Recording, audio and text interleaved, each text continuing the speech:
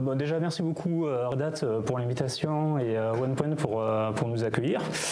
Donc moi, je suis Jean-Marie Nana, je suis responsable avant-vente chez Profestor. Bon, comme tous les gens de ma génération, j'ai fait à peu près tous les métiers dans l'informatique, du support à l'installation, de la prod. Très récemment, développeur aussi. J'ai développé une adaptation d'un jeu de plateau sur iOS, Formule D, je ne sais pas si vous connaissez, donc avec toute la partie intelligence artificielle, etc. Donc laissez-moi vous présenter déjà Profestor. Donc Profestor, c'est une société pionnière dans l'AIOps, on va définir l'AIOps, donc dans l'intelligence artificielle, fondée en 2012. Donc 2012, c'était avant que toute la partie IA soit vraiment à la mode. Donc là, ce qu'il faut retenir, en fait, on a deux cofondateurs. Un des deux cofondateurs, c'est Nishu, et en fait un ex-professeur du MIT qui a fait son PhD à Stanford, je crois, sur l'intelligence artificielle. Tout ça pour vous dire que c'est à peu près ce qu'il faut pour pouvoir faire un produit comme le nôtre. Alors, qu'est-ce que l'AIOps? Donc, Yacine, tu as défini tout à l'heure ce que c'était, donc c'était une définition très juste. Alors, juste un petit sondage. Donc, aujourd'hui, on est tous bardés d'intelligence artificielle au niveau personnel. On a tous des téléphones. Si vous avez des iPhones, vous avez même des unités physiques, des coprocesseurs dédiés à l'intelligence artificielle. Par contre, qui utilise de manière professionnelle l'intelligence artificielle dans son travail de tous les jours? Bon, 0. Bon, quand on a fait le sondage la dernière fois à Paris, c'était pareil, 0%. Donc c'est assez paradoxal, puisque au final, c'est toujours nous, les informaticiens, qui sont les moins bien lotis, alors que c'est nous qui créons la technologie, mais bon, apparemment, on ne sait pas l'appliquer à nous-mêmes. Donc l'idée de l'AIOps, c'est justement d'appliquer ces progrès de manière, enfin, aux infrastructures, c'est-à-dire Ops, c'est la partie Operations, donc on dirait prod en français, ou infrastructure. En fait, lorsqu'on regarde le spectre de l'intelligence artificielle aujourd'hui, bon, il y a des sociétés qui en parlent mais qui n'ont rien, souvent les très grands constructeurs, etc. On a des sociétés qui fournissent des algorithmes, par exemple IBM ou Google, et après c'est charge à vous d'essayer d'adapter et de créer des modèles pour essayer de créer un produit avec ça. Donc c'est extrêmement compliqué, ça demande beaucoup de compétences. Et enfin, on a un troisième type de société dont nous faisons partie, donc des sociétés AIOps qui en fait inversent un peu le paradigme. Et l'idée en fait c'est de partir du use case et de fournir le produit qui est adapté au use case. Donc c'est assez simple. Alors on a différents domaines qui sont couverts. Donc là, effectivement, on va parler d'OpenShift, Kubernetes, mais on couvre tout ce qui est capacity planning, maintenance prédictive, root cause analysis, de partout où les algorithmes en fait, peuvent aider en fait, à résoudre des problèmes. Donc sur la partie OpenShift, donc en fait on a identifié deux problématiques. Ce qu'on appelle le guesswork, alors c'est assez difficile à traduire en français, on pourrait dire travail de conjecture. L'idée en fait c'est on demande aux administrateurs ou aux développeurs d'essayer de deviner les ressources dont ils vont avoir besoin sur leurs applications. C'est un travail qui est extrêmement difficile à faire. Voire impossible. Donc ça conduit en fait à deux résultats. C'est soit on fait du sous-provisioning, c'est-à-dire on ne met pas suffisamment de ressources pour l'application, et là ça peut être assez dramatique. Donc si on ne met pas assez de processeurs, l'application va ralentir. Si on ne met pas assez de mémoire, ça va provoquer un crash, un out of memory. Je pense que peut-être vous avez tous vécu ça. Donc pour éviter en fait, ces conditions dramatiques, ce qu'on fait le plus souvent, on va faire de l'overprovisioning et beaucoup d'overprovisioning, c'est-à-dire on va mettre beaucoup plus de ressources à disposition de l'application, et bien sûr ces ressources sont gaspillées. Donc voilà, donc ça c'est le premier pain point, la première difficulté. Et la deuxième difficulté, c'est la partie ressources planning. Donc on va essayer de deviner quels vont être les besoins futurs des ressources.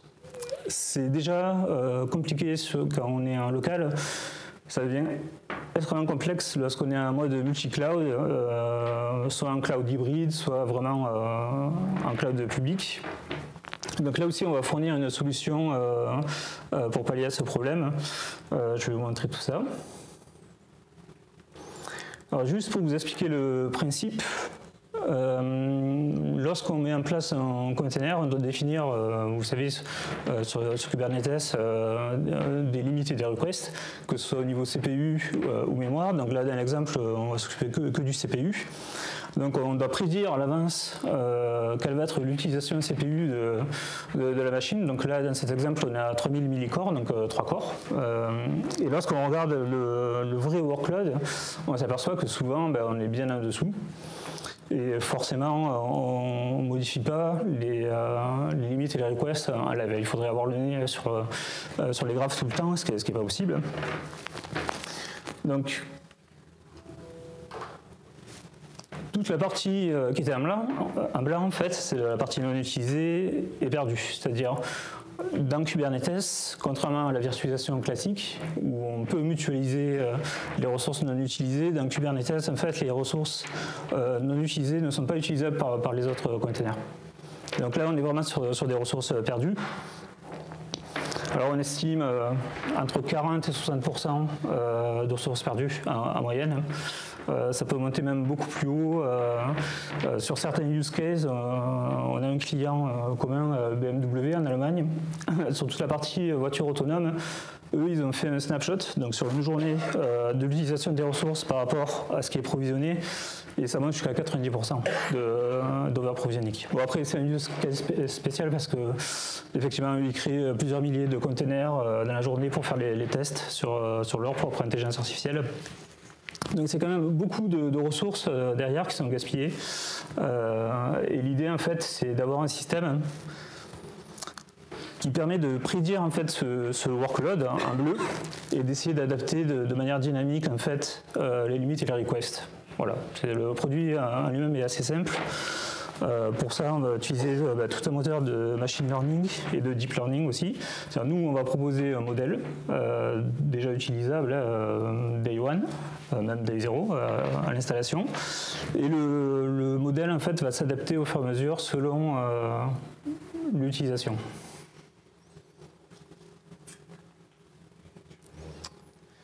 Alors, concrètement, donc là, on a une vraie vue du produit. Donc, on produit des dashboards. Donc là, on est au niveau d'un container. Donc là, c'est un container Nginx. Bon, après, c'est pas trop n'importe quelle application. Hein, c'est totalement indépendant. Donc, sur la ligne, donc on a deux parties. En haut, c'est CPU. En bas, c'est mémoire. On a aussi la partie GPU, si jamais vous utilisez des GPU dans vos systèmes. Donc la partie en bleu, c'est le réel, donc c'est le workload réel du CPU. La partie en pointillé, donc c'est la prédiction. Donc là, on est sur une résolution de 5 jours plus 1, c'est-à-dire en fait, on a 5 jours d'historique et 1 jour de prédiction. Donc en gros, la partie en pointillé, ici, représente la prédiction du jour d'après par rapport à l'historique. D'ailleurs, vous voyez ici, on a une journée donc, où on n'a pas de partie bleue, donc où c'est juste de la prédiction. Donc à partir du moment où on fait une prédiction, on sait à l'avance pouvoir recommander des limites et après les appliquer directement sur la prod. Donc voilà, donc ici on a les limites recommandées. Soit effectivement on reste juste au niveau de la recommandation. Donc en fait ça vous permet d'apprendre de votre propre workload en fait. Soit en fait on peut automatiser aussi l'ajustement de ces limites selon des politiques. D'ailleurs on peut avoir une politique stable ou compact. Donc là on est sur du compact il me semble. Non là on ne voit pas sur le... Donc compact on va être au plus près de la prédiction, c'est-à-dire on va essayer de mettre les limites au plus près de la prédiction. Et stable on va prendre un petit peu plus de mou sur une application peut-être un peu plus critique où on ne veut pas forcément ralentir l'application. Donc voilà, donc vous voyez sur la partie mémoire, en fait on prend beaucoup plus de mou parce que effectivement la mémoire ça peut être dramatique, ça peut conduire jusqu'au crash de l'application. Donc sur l'application des recommandations, on va prendre un peu plus d'espace. Donc voilà, l'idée, vous l'avez compris, c'est un peu Alors pour ceux qui aiment la littérature de science-fiction, c'est un peu comme chez Asimov, hein, c'est la psycho-histoire, c'est-à-dire on va en fait utiliser les données du passé, des données très nombreuses, pour prédire l'avenir. Donc voilà, là vous avez le cœur du produit. Alors on le fait au niveau CPU, mémoire, GPU, et au niveau aussi des pods, des pods scheduling. Ce qui est assez intéressant parce que par exemple au niveau des pods,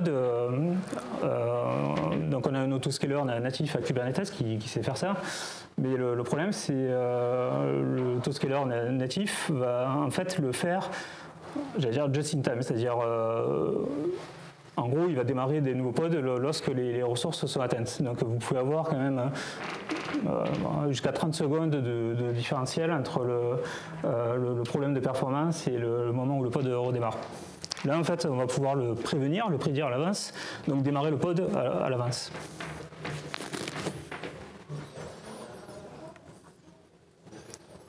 Donc là, je vous ai montré la partie container.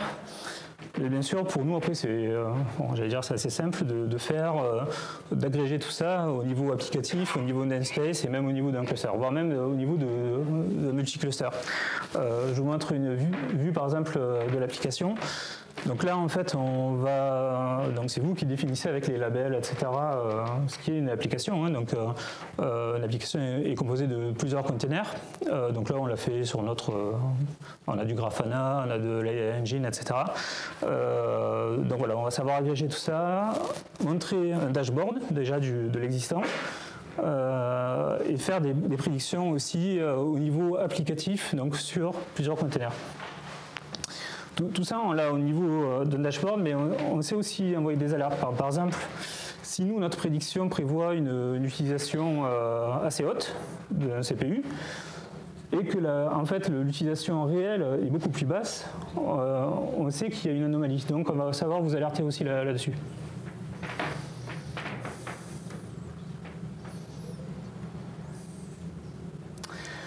Alors là, on est plus sur la partie capacity planning.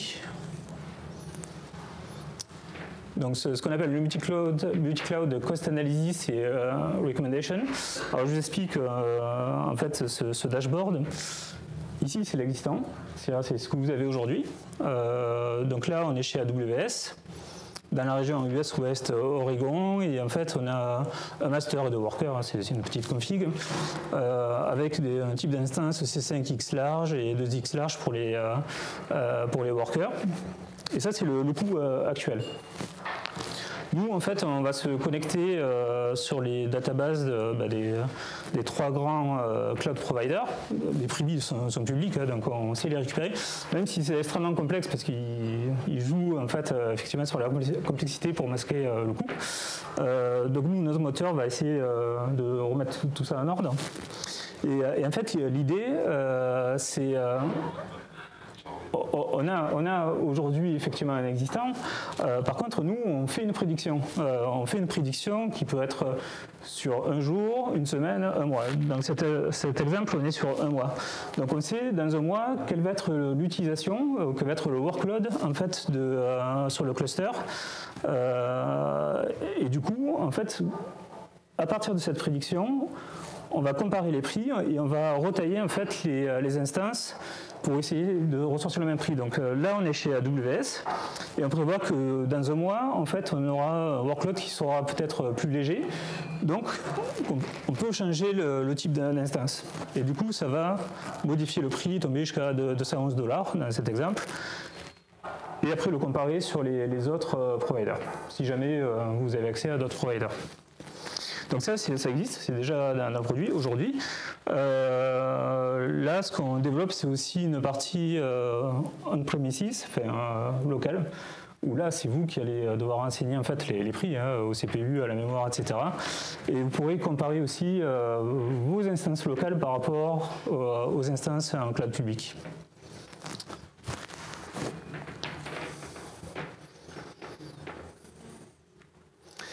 Alors on a beaucoup parlé d'opérateurs, donc nous aussi On fait partie, en fait, on est certifié par Red Hat et on fait partie de l'opérateur hub.io. Alors pour ceux qui connaissent, on est un level 5, donc autopilot, qui est le niveau maximum d'opérateur. Donc en gros, le produit va s'installer, se maintenir, s'administrer automatiquement. Donc il va se scaler automatiquement, par exemple un nombre de pods, ou se réduire. Il va si jamais il y a un crash, il va se relancer, etc. etc. quoi.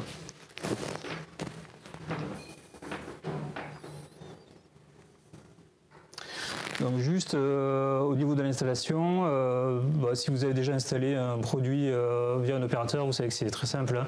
Donc en fait, il faut créer une souscription directement sur la console. Au niveau de l'installation, c'est quasiment du next. Donc là, il n'y a rien à changer. Create. Ici, voilà, c'est ici où on va en fait indiquer directement à Federator Data AI si jamais il doit appliquer automatiquement ou pas les recommandations. Donc vous pouvez avoir juste en mode consultation pure ou appliquer automatiquement les recommandations. Donc le seul prérequis, forcément, c'est un moteur d'intelligence artificielle, donc il faut de la donnée, voire beaucoup de données, c'est d'avoir un Prometheus. Voilà, c'est le seul prérequis. Lorsqu'on est en consultation pure, on a besoin que de Prometheus, c'est-à-dire on va se connecter que sur Prometheus et il n'y a aucune adhérence avec OpenShift ou Kubernetes. Si jamais vous avez déjà de l'OpenShift et que vous avez déjà un Prometheus, on va savoir récupérer tout votre historique. Donc du coup, le moteur va se nourrir directement par votre historique. Encore une fois, plus vous allez mettre de données, plus le moteur va être efficace. Vous voyez, sur la résolution que je vous ai montré, 5 jours plus 1, il faut 5 jours d'historique pour avoir un jour de prédiction. Si vous voulez avoir 5 mois plus 1, il vous faut 5 mois d'historique pour un mois de prédiction. Lorsque vous avez plusieurs mois, le moteur va aussi apprendre de votre saisonnalité. Par exemple, si vous travaillez, je ne sais pas, dans la vente, votre entreprise travaille dans la vente, il y a forcément une saisonnalité. Par exemple, vous avez un Black Friday, vous avez les ventes à Noël, etc. Donc du coup, le moteur va s'adapter au fur et à mesure à cette saisonnalité pour vous donner les meilleures prédictions possibles.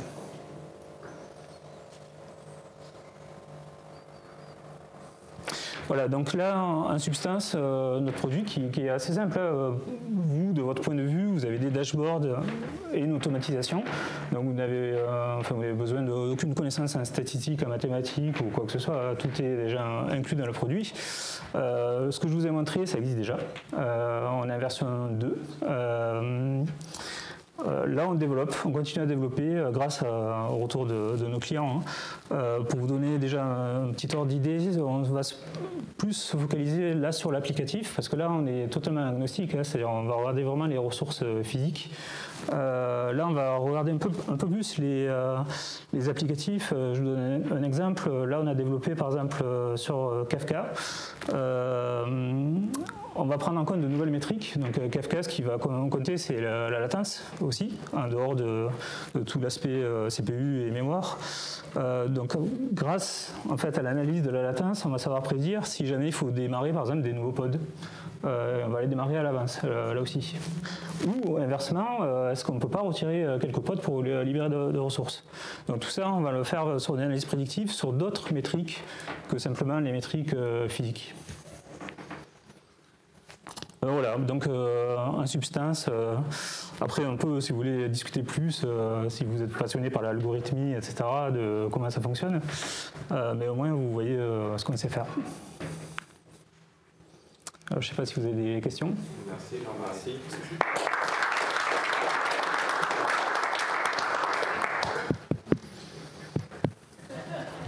Quelques questions?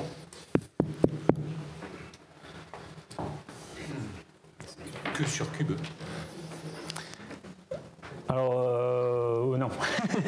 On a aussi d'autres produits, mais par contre, le produit que je vous ai présenté, c'est que sur Cube.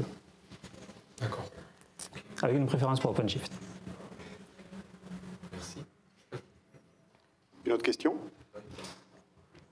Et que sur Cube, j'imagine la question, c'est pas sur VMware, sur OpenStack? Si, on a sur VMware, on n'a pas sur Pour OpenStack. préciser.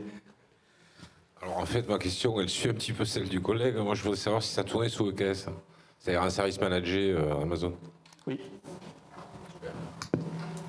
Ah, je crois qu'il y avait une question au fond aussi. D'ailleurs, on est en train de monter un lab.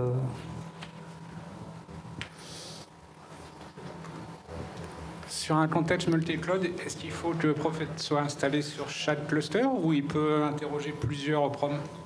Alors aujourd'hui, c'est sur chaque cluster. Après, on va pouvoir faire en sorte qu'une seule installation pour un multi-cluster. Ouais. Et en profite, j'ai le micro. De quoi Je suppose que Prophet a besoin de stockage en dessous. Est-ce que vous pouvez détailler un peu comment ça fonctionne là-dessous? on a une database interne, mais qui est là juste en mode tampon, parce qu'en fait, on va se baser sur les données qui sont dans Prometheus. Ok. Une autre question? Au bout de combien de temps en moyenne sur les périodes observées, vous considérez que l'algorithme a un résultat fiable et quel est votre indice de confiance? Ouais. Alors nous, on vise Alors déjà, je vais répondre à la deuxième question. On vise 95%. Ce qui est beaucoup sur un produit comme ça. Ouais. Par contre, pour arriver à ces 95%, il faut un certain temps. Juste pour vous expliquer, en fait, on a deux méthodes au niveau de l'IA. On a le machine learning et le deep learning. Le machine learning, en fait, ce sont des modèles que nous avons définis. Donc là, le machine learning est disponible day zéro, quoi. Dès l'installation, vous avez déjà ce modèle, déjà prédictif. Donc au bout d'1 heure ou 2 heures, vous commencez déjà à avoir des prédictions. Après, pour que le modèle s'adapte à votre environnement réel, donc là, on a effectivement des algorithmes deep learning, et là, ça va dépendre à combien de temps vous voulez prédire, mais il faut compter minimum 1 semaine. Ouais. Mais plus on va laisser, et plus ça sera apprécié, plus le taux de confiance augmentera. Bien entendu, oui.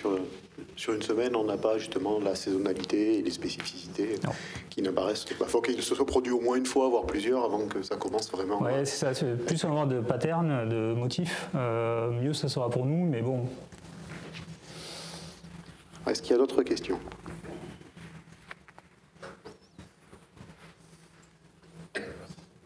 Oui, j'avais une dernière question au moins sur le costing pour avoir une idée de comment on paye en fonction de l'infra sur laquelle on veut le faire tourner. Ça fonctionne comment en fait? C'est-à-dire le coût de la solution en fait, est-ce qu'il est fonction de l'infra?